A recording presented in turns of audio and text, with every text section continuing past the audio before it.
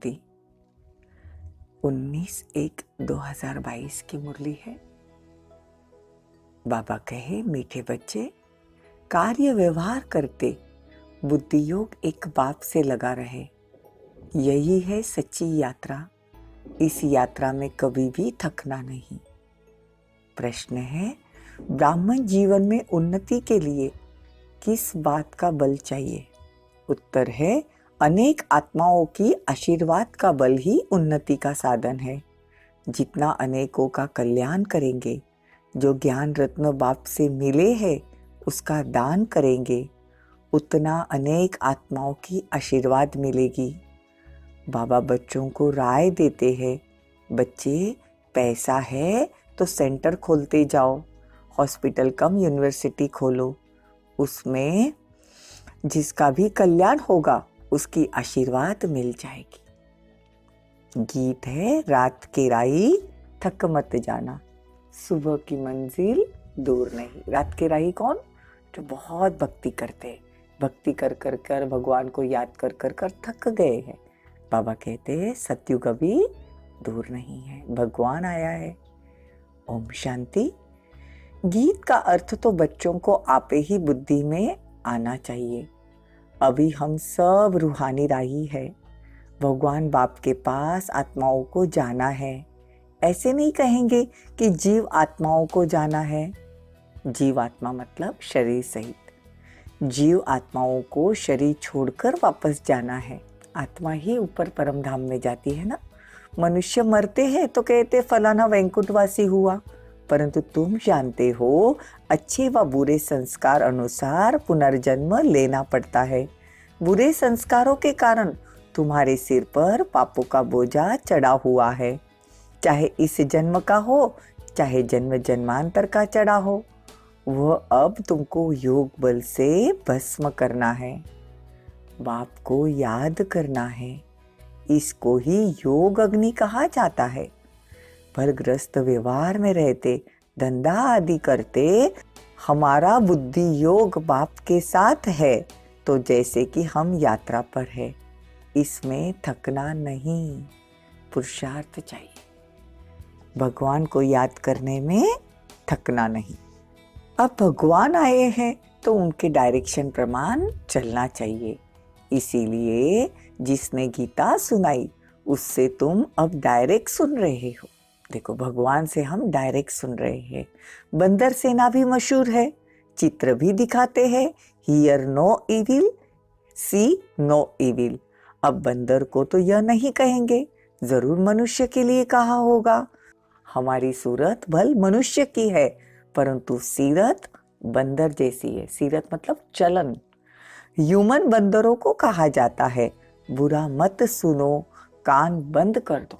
अगर कोई बुरा सुना भी रहा है तो बाबा कहते बुरा मत सुनो, कान बंद कर दो। बाबा कहते हैं अभी तुमने 84 जन्म पूरे किए हैं। ये बाबा भी नंबर 1 84 जन्म पूरे किए हैं। जो नंबर 1 पावन था, संपूर्ण संपन्न था, ब्रह्मा बाबा, उसको भी पतित बनना पड़े तब फिर पावन बने। 84 जन्मों का हिसाब है ना। आपे ही पूज्य वही श्री नारायण जब खुद पुजारी बनते हैं तो नारायण की पूजा करते हैं। वंडर है ना।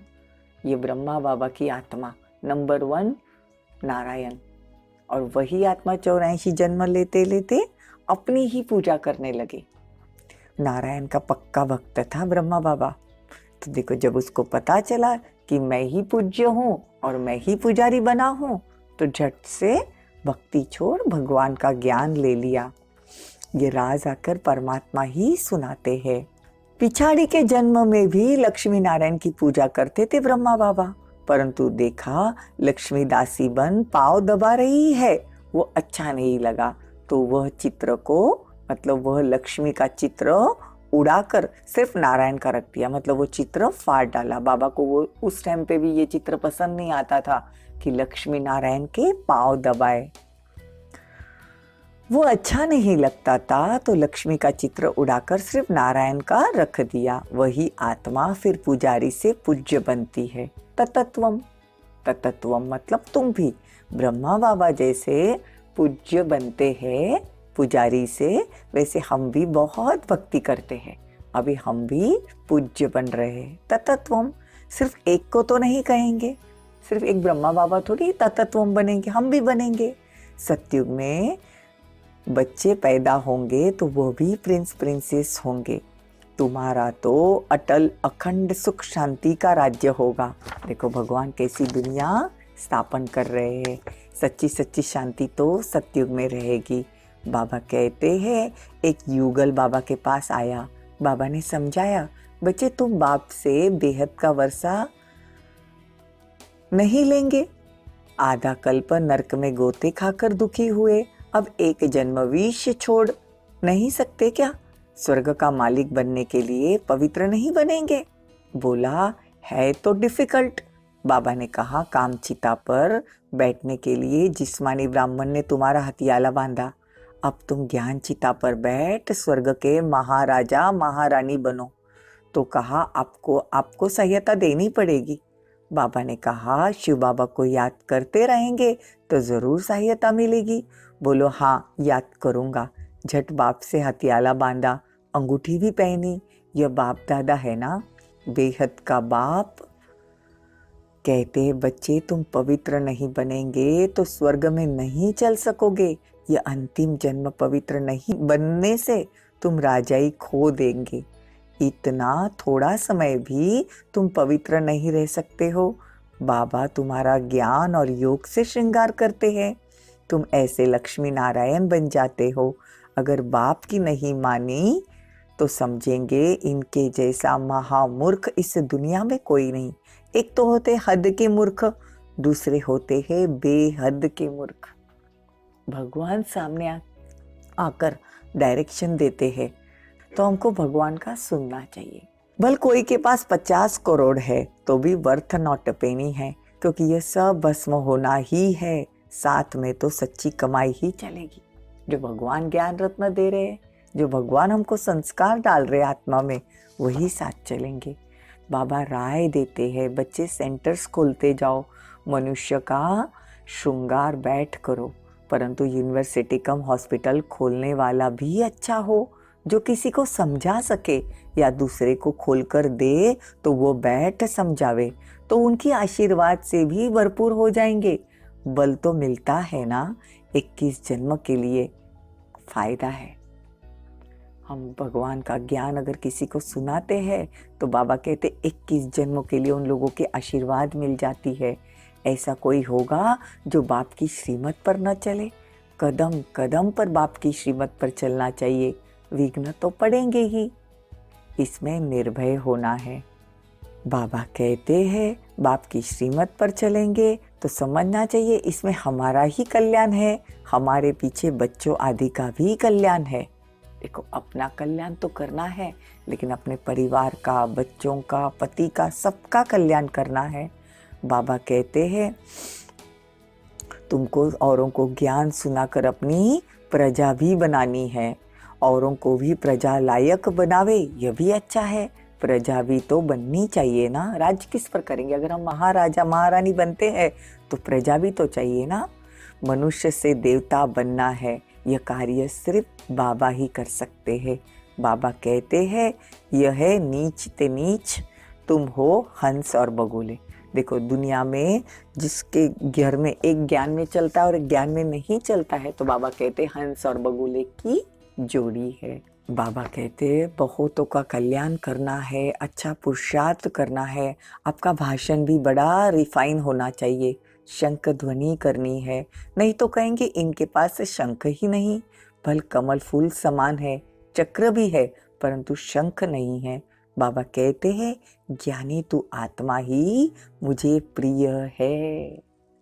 देखो बाबा क्या कहते, ज्ञानी तू आत्मा ही मुझे प्रिय है। गोपी भी मुरली पर मस्त होती थी, कृष्ण ने तो मुरली नहीं सुनाई। यह है श्री कृष्ण की आत्मा का अंतिम जन्म, जिनके तन में बाबा आकर मुरली सुनाते। मुरली मतलब यह ज्ञान। तो बाबा कहते हैं जितना हो सके तुम योग में रहो, भगवान को याद करो। रावणपुरी में 63 जन्म तुमने दुख भोगे हैं, अब उसको फारकती दे दो। देह सहित जो कुछ भी है इन सभी को फारकती दो, फिर तुम अकेली आत्मा बन मेरे पास आ जाएगी। अच्छा, मीठे मीठे सिकिलदे बच्चों प्रति माता पिता बाप दादा का याद प्यार और गुड मॉर्निंग। रूहानी बाप की रूहानी बच्चों को नमस्ते। हम रूहानी बच्चों की रूहानी माता पिता बाप दादा को याद प्यार, गुड मॉर्निंग, नमस्ते, थैंक यू, बहुत बहुत शुक्रिया। धारणा के लिए मुख्य सार। पहला पॉइंट, ज्ञानी तू आत्मा बन, शंख ध्वनि करनी है। हर एक को सच्ची यात्रा सिखलानी है, अपनी प्रजा तैयार करनी है। सेकंड पॉइंट, बुद्धि से पुरानी दुनिया को फारकती देना है, नई दुनिया से बुद्धि योग लगाना है, निर्भय निर्वैर बनना है। वरदान, व्यक्त भाव की आकर्षण से परे अव्यक्त स्थिति का अनुभव करने वाले सर्व बंधन मुक्त भव। व्यक्त भाव, ये जो हम डायरेक्ट जो बॉडी कॉन्शियस में बोलते हैं, व्यक्त में आके बोलते हैं। बाबा कहते आत्म अभिमानी होकर फिर शरीर में आकर बात करो तो वो अव्यक्त स्थिति का आप दूसरों को भी अनुभव करा सकेंगे। प्रवृत्ति में रहते बंधन मुक्त बनने के लिए संकल्प से भी किसी संबंध में, अपनी देह में और पदार्थों में फंसना नहीं। संकल्प में भी कोई बंधन आकर्षित न करे, क्योंकि संकल्प में आएगा तो संकल्प के बाद फिर कर्म में भी आएगा। इसीलिए व्यक्त भाव में आते भी व्यक्त भाव की आकर्षण में नहीं आना, तभी न्यारी और प्यारी अवस्था और अव्यक्त स्थिति का अनुभव कर सकेंगे। स्लोगन, बाप के सहारे का अनुभव करना है। देखो, हमको ऐसा लगता है ना, हमको डायरेक्ट भगवान के सहारे का अनुभव हो, तो बाबा कहते बाप के सहारे का अनुभव करना है तो हद के किनारों का सहारा छोड़ दो, लवलीन स्थिति का अनुभव करो। परमात्मा प्यार में सदा लवलीन खोए हुए रहो तो चेहरे की झलक और फलक अनुभूति की किरणें इतनी शक्तिशाली होगी जो कोई भी समस्या समीप आना तो दूर, लेकिन आंख उठाकर भी नहीं देख सकती।